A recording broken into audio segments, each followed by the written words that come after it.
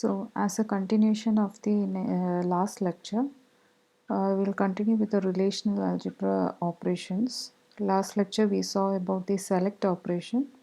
In this lecture or in this video, we'll be seeing about project and rename operations. So, let's go into the slides. So, what is a project operation? So, project operation will select the columns. Hope you remember in the select operation we will be selecting the tuples when the conditions is getting executed true, we will select the tuples. Whereas here in the project operation we will be selecting the columns or the attributes and the remaining columns are discarded. Okay, so it is like a vertical partition, whereas the select operation is an horizontal partition. So again you can see two results, one a set of attributes which are part of the result and the other set of attributes or columns which are discarded.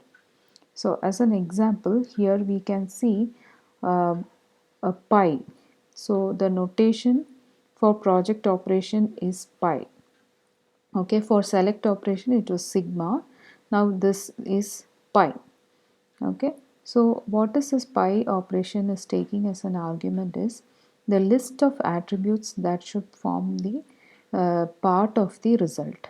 Okay, and in the brackets you can see the relation on which the project operation is applied. So here in the employee table we are expecting the result should contain L name, F name and salary. So the general format of the project operation is, can see pi, as a subscript you have to write attribute list and on what relation you are applying the project operation. Okay, so we'll see what each component means now. The attribute list. Okay, attribute list is a desired sublist of attributes from the attributes of the whole relation called R. Okay, so you are just selecting some subset of attributes which should form the part of your result. Okay, so that will be comma separated in this attribute list part of project operation. Okay, whereas in the select operation this was a selection condition, here it is an attribute list. Okay, so R is a general relational algebra expression whose result is a relation. Okay, so the result of the project operation has only the attributes specified in the attribute list, okay, in the same order as they appear in the list. Please keep that in mind. Attribute list, right? The result of the pi operation or the project operation has only attributes specified in the attribute list and it will be in the same order as we specified. Okay, so the degree is equal to the number of attributes in the attribute list, not in the relation R. Okay, so you have to understand the difference between the project and select operation. Okay, in the select operation the degree will be all the attributes that the relation is having, but in case of the project the attribute list, whatever be the attributes described in the attribute list, that will be the degree of the result. Okay, so its degree is equal to the number of attributes in the attribute list. So now what happens if the attribute list includes a non-key attribute, right? Non-key means it's not a primary key, right? Different kinds of keys are there. So what happens if the attribute list includes a non-key attributes? The duplicate tuples are likely to occur, right? So the project operation removes any duplicate tuples. So the result of the project operation is a set of distinct tuples, okay? But in SQL, you can see the duplicates are also coming as part of the result, right? So, but in the relational algebra, it is a pure set that we are expecting as an output, right? So, in the case of relational algebra, project operation removes all the duplicates, okay? So, this is known as duplicate elimination. If duplicates are not eliminated, then that will result in a multi-set or a bag of tuples rather than a set. But this is not allowed in relational algebra, but it is allowed in SQL. So the project operation, continuing with project operation, we will see some of the properties of the project operation. The number of tuples in a relation. Number of tuples means the number of rows, right? Rows in a relation resulting from a project operation is always less than or equal to the number of tuples in R. Okay. Then if the projection list is a super key of R, that is, what do you mean by super key? That is, it includes some key of R. The resulting relation has the same number of tuples as R. Okay, so we'll see with an example in the upcoming slides. Okay, one another property here you can see is, if I have this kind of nested pi operation or project operation, we will be first executing this, right? So pi of attribute list is list2 of R, right? The output of this is given as input of pi of list of 1. So when can we write this is equal to this? When the list2 contains attribute in list1. Okay, otherwise you can't write this. Left operation, left hand side is an incorrect expression. Okay, so now, and commutativity does not hold on project. Okay, so these are the properties of the project operation. Now we'll see some examples. In SQL, the project attribute list is specified. So how will you convert a given project operation? What will be the equivalent SQL form? Okay, so it is part of the select clause. Assume that I need to convert this relational algebra into a equivalent SQL query, right? So what does this means now? Employee, on a relation employee, I want only gender and salary attributes, right? So what will be the select distinct gender salary from employee. Okay, so keep in mind or note the keyword distinct here, right? We told, right, SQL query will not ignore the duplicates as such. So we have to use, if we need to write an equivalent project operation, then this keyword distinct need to be used. Okay, because a project operation in relational algebra does not allow duplicates to be part of the result. Okay, so that's called as duplicate elimination, as we have seen in the before slides, right? So distinct keyword should be part of your pi operation, right? So here, that's a note here. If we remove the keyword distinct from this SQL query, then duplicates will not be eliminated. So this option is not available in the formal relational algebra. So if I get an output of this pi gender of salary, gender comma salary of employee, then it will remove all the duplicate and you will get only the unique result. So when I need to write an equivalent SQL query, then you have to use the keyword distinct. Okay, so we'll continue with an example. Assume that you have this employee table which contains the attributes surname, first name, department, head. Okay, and you can see the operation. What the operation asked is pi of surname comma first name of employees. So you can see surname and first name are extracted, and the new output is which contains a surname and first name. Similarly, on the same table, right? The next operation, department. I am extracting department comma head, okay, of employees. So what is the output here? You can see 4 entries, but uniquely you will have only 2 departments, right? Sales is one department, personnel is one department, and their head, right? Sales department head is D Rosie, and personnel department head is Fox, right? So you can see here project operation removes or collapses the repeated elements, and it will print only distinct uh, values in the attribute. Okay, so here you can see all the attributes were unique. Okay, so you can see all the elements, all the surname and first name are part of the result. But in case of the second example, right, department, where I asked to select, give me department and head only, right? So in that case, the duplicate elements are removed. Now about cardinality of the project operation. Okay, what is meant by cardinality? The number of elements or the number of tuples which is a part of your solution, right? So note that the result of projection contains at most as many tuples as the operand relation.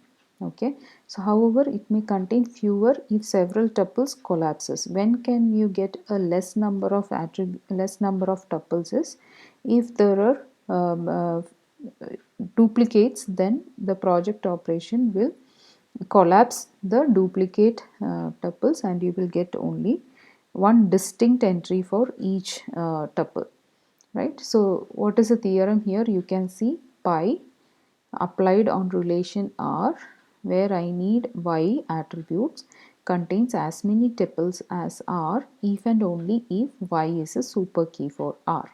Okay, so we'll see that by an example.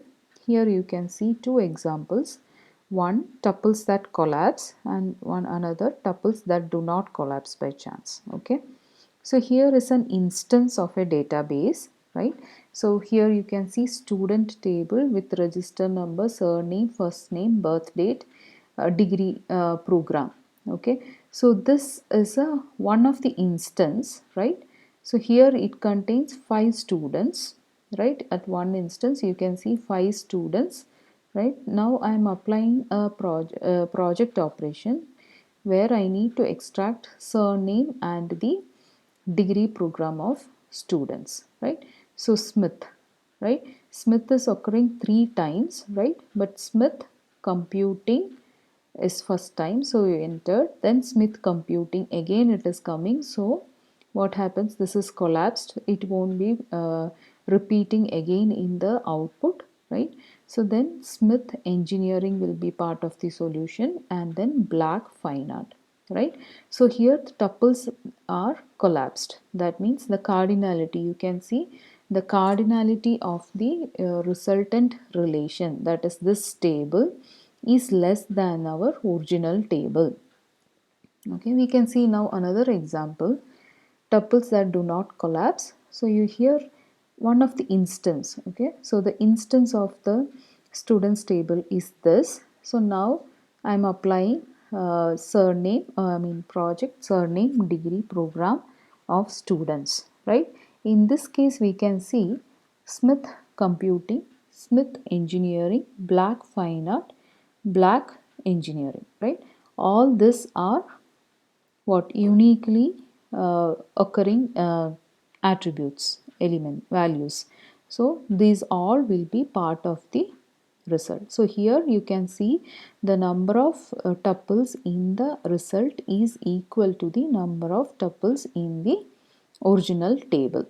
Okay, so these are the two examples of how the cardinality of the project operation will change on the database. Okay, either it will be collapsed, that means you will have less number of tuples as compared to your original table. This will occur only if you have duplicate entries for the asked query, right? In another case, you can see the number of tuples in the original table is equal to the number of tuples in the resultant relation, right? Where they do not collapse, right? All the entries will be unique. Now combining select and project. So we have seen the select and project operations separately. Now this can be nested. Okay, the result of select operation is given to pi operation or vice versa. So you can combine the select and project operations. Okay, So for most queries, we need to apply several relational algebra operations one after the other. Okay, so we can write the operations as a single relational algebra expression by nesting the operations. Okay, or we can compute it separately by passing the intermediate result relations to the another operation. Okay, so both the way it is acceptable. We must give names to the relations that hold the intermediate. If we are doing step by step, then we have to give names for the intermediate results. Say for example here, you can see first the select operation, right? What is a select operation? This sigma, right? Sigma d number equal to 5 on employee relation, right? So what is the output here? You will get all the employees who work in department number 5, right? So that output is given as an input to the pi operation or the project operation. So from that relation you will get a set of two tuples which that satisfies this condition, d number equal to 5. So from that relation you will be extracting only f name, l name and salary. That means what is the output of this whole relational algebra? You will get the details, that is first name, last name and the salary of employees who work for department number 5, right? So that's the meaning of this relational algebra. Now we can see how this how this can be done in steps, right? So first you can select, right? So I told you if you are doing step by step, then intermediate results should be named. Okay, so this is a temporary name. DEP5 underscore EMPS is a temporary name given for the output that is produced by a select operation. Select D number equal to 5 employee. So this is a kind of assignment. Okay, it's a temporary assignment or temporary relation called DEP5 underscore EMPS, right? So now you got the answer for the first part of the expression.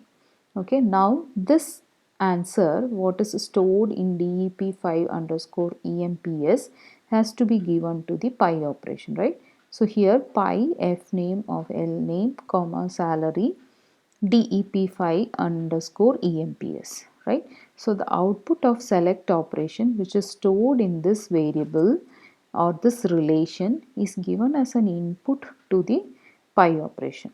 Okay, and that is again, you can see this arrow, this means assigned to a new relation called result. Okay, so these are the intermediate steps. So this also can be considered as a rename. Now the equivalent SQL query for this relational algebra will be select f name comma l name comma salary from employee where d number equal to 1. Okay, so in the where part, where clause, you will be having the selection condition for select operation, and in the select clause part you will be having the attributes that is expected from the project operation. Is this clear? And you can see here the relation on which you need to apply the select and project. Next, we can see about the rename operations. So here, to rename the attributes in a relation, we simply list the new attribute names in parentheses. Okay, so we'll see how the rename operations are done here. So this is a kind of rename, right? You are assigning a new relation, right? So temp is a new relation, right? What is this relation contains? You can see the relation temp contains all the employees who work for department number 5. So this table, you can see this table, right? So and you can see the department number for all the employees are 5. So there are 4 employees who work for department number 5, right? So and you can see all the attributes are part of the select operation, right? And you can see only the tuples which satisfies the condition. The rest of the tuples are discarded. right? So this select operation is an horizontal partitioning. Now this temp is now given to the pi operation, right? Pi f name L name salary, right? So pi f name L name salary of temp, right? So this output, now what will be the output for this? You will get f name, L name and salary, right? So you can see John Smith 30,000, Franklin Wong 40,000, etc., right? So this will be the this is the expected output. Now you can see here the name of the attribute in the original, that is the temp relation, is f name, L name, salary. But you can see in the output the table name is R, the relation name is R, and instead of f name it is first name, last name and salary. So how is this done? Renaming, you can see this assignment here. So this assignment, you can see the table, the name of the table is changed, that is R, and in the bracket you have to specify the attributes in the same order as you have specified in the project operation. So f name will correspond to first underscore name, L name will correspond to last underscore name, and salary will correspond to salary. So that will be the output of your project operation. Clear? So this is a kind of renaming. It's an assignment. Now rename operation. So you again, this can be represented by a symbol called row. Okay. So this is a symbol row. Okay. So rename operation can be applied on the name of the relation, or only on the attribute, or on the both. Okay. So rename operation can rename either the relation name, that is the table name, or the attribute name, or both. Okay. And it is a unary operator. So the general rename operation when applied to relation R of degree n is denoted by any of the following three forms. Okay. So what are the three forms here? You can see the first form, it renames both relation name. So what was the original relation name? R. Now the original relation name R is renamed to S, and the attributes are renamed as B1, B2, etc., Bn. Okay. So the degree of relation R is n, and you can see here n, all the attributes are renamed here. Okay. Or the next form that a rename operation can take is, I need to change only the relation name. Okay. So R is my original relation name. Now after renaming it to S, you will get the relation name is changed to S. Next is, I have to change only the attribute names, not the relation name. So you have to specify only the attributes that is going to change. Okay, so it renames the attributes. So rename operation takes three forms, right? Either you can change only the relation, or if you want to change only the name of the attribute, you will go to this form, or if you want to change both the relation name and the attribute name, then row operator will take this form. Okay, so this operator row, okay, this is called as a rename operator. So we have seen three symbols now, a sigma for select, pi for project, and row for renaming. Please keep that in mind. Okay, so renaming in SQL. So what will be the equivalent uh, SQL query of renaming, right? So here select e.fname as first underscore name, right? So here in employee table you have an f name that has to be renamed as first underscore name. So we have used here the keyword called as. Okay, so this is also known as alias. Okay, so another name, right? So e dot f name as first underscore name, comma e dot l name as last underscore name, comma e dot salary as salary, from employee as E, right? So here the name of the relation, original name of the relation was employee. Now it is temporarily or alias E is used, E dot F name, right? So this E is used here as a reference. Now where E dot D number equal to 5. Okay. This is the equivalent renaming in SQL. Now, what is the use of this temporary renaming or intermediate renaming? So consider the following schema where you have employee and department, with employee is having attributes name, EID, designation, mobile number and department number. Department relation is having the attributes name, D number and location. Okay, consider that you are doing an application program where you have to send a query. Okay, in an application program you are embedding a query and you are expecting the output. Okay, so the query, assume that the query is this: select name from employee and select name from department. You can see both the attributes that we expect as an answer for the query is name. So there is an ambiguity here. So in this case, we will be using a rename, right? So this temporarily renamed as select name as employee name from employee, right? And select name as department name from department, right? So the answer that you will be getting is employee name and department name. Thus the ambiguity can be resolved. Okay. This is a use of intermediate renaming. Thank you.